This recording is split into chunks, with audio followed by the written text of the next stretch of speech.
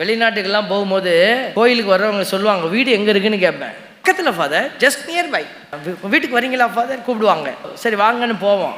காரில் ஏறி உட்காந்து 45 நிமிஷம் கார் போகும்.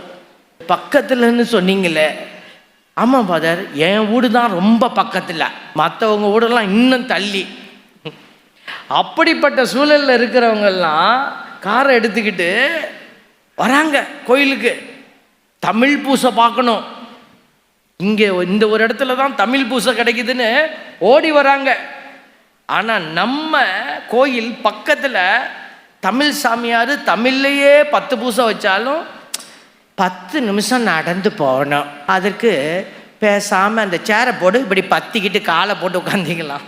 வீட்லேயே பார்க்கலாம், டிவியில் பூசை வருது, டிவி பூசையெல்லாம் பார்க்கலாம். யாருக்கு ஆசீர்வாதம்னா, எந்திரிக்க முடியாமல் படுத்திருக்காங்கல்ல நோயாளிக, அவங்களுக்கு ஆசீர்வாதம்.